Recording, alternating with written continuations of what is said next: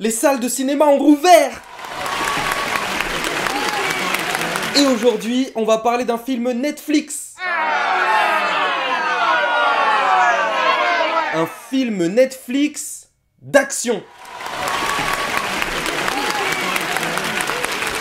Un film Netflix d'action français.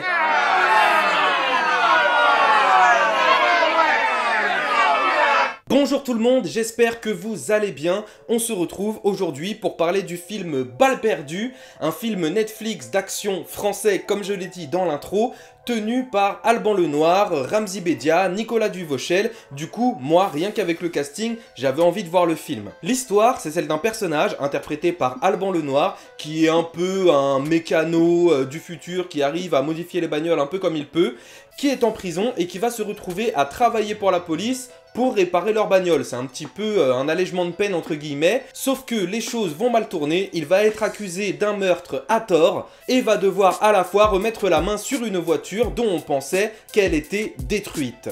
Et la première chose que je peux vous dire, c'est que je trouve que le film n'est visuellement pas dégueulasse du tout. Moi, quand j'avais vu la bande-annonce et que j'avais vu les quelques images, je m'attendais à une sorte de petit banlieue 13, quoi, un film d'action à la française, qui ne paye pas de mine, qui n'est pas vraiment ouf, mais qui fait le café. Et effectivement, ce film fait le café, comme je l'ai dit, je trouve que la réalisation est plutôt pas mal, on a plutôt des belles couleurs, des beaux éclairages.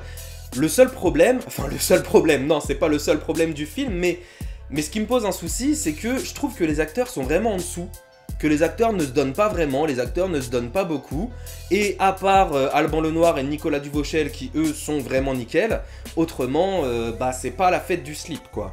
L'intrigue est très simple, elle est diablement efficace, mais le problème c'est qu'elle est vraiment étirée sur toute la longueur du métrage. Honnêtement, si le personnage principal, interprété par Alban Lenoir, n'avait pas décidé de rendre les choses plus compliquées, au final le film aurait pu tenir 45 minutes, mais vraiment sans problème, ça aurait pu faire 45 minutes en racontant exactement la même chose. Sauf que si ton intrigue est étirée, ça fait qu'au final, tu te retrouves à la fin, au bout de 1h, 1h05 de film, quand le troisième acte démarre et que toutes les intrigues se rejoignent et qu'on va arriver au climax, t'as l'impression que c'est à ce moment-là que le film décolle, parce que il a tellement pas raconté grand chose en amont que ouais, t'as l'impression que le film démarre vraiment à la fin.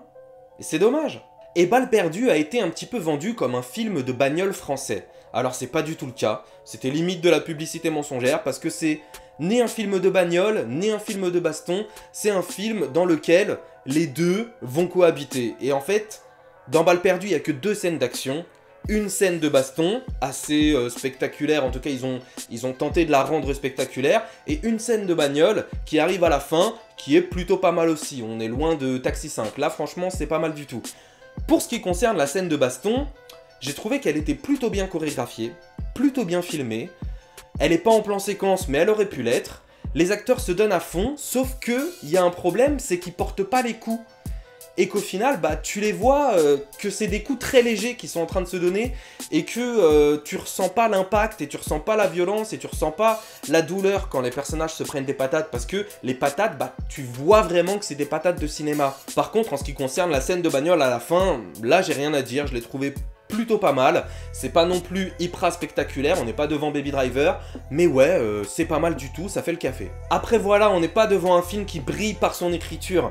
Au niveau de l'écriture, les personnages déjà ils sont unidimensionnels, mais vraiment à la muerte, genre c'est un truc, un aspect de ma personnalité et je ne suis caractérisé que par cet aspect-là, et tout tombe à pic en fait. Tout tombe vraiment à pic. À un moment, t'as le personnage principal qui doit traîner un cadavre quelque part, et à l'endroit où il traîne le cadavre, comme par hasard, il y a une couverture posée juste à côté pour qu'il puisse le recouvrir.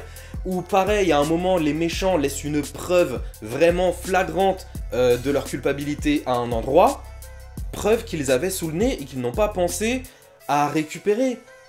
Enfin, voilà, au niveau de l'intrigue, quand je vous dis que ça aurait pu durer uniquement 45 minutes si ça avait été fait intelligemment, je vous mens pas, parce que tout est vraiment complexifié gratos.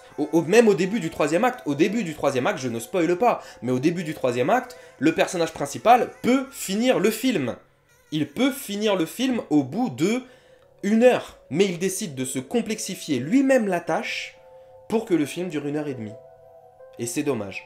Et pour finir la critique, parce que j'ai pas envie de faire long, je vais pas parler 20 minutes sur Balles perdues, pour terminer, je vous dirais aussi qu'il y a un aspect qui m'a dérangé, c'est le côté mécanicien, parce que le personnage interprété par Alban Lenoir, c'est un excellent mécano, il a déjà modifié des voitures pour qu'elles soient plus solides, pour qu'elles fassent des trucs de ouf, etc.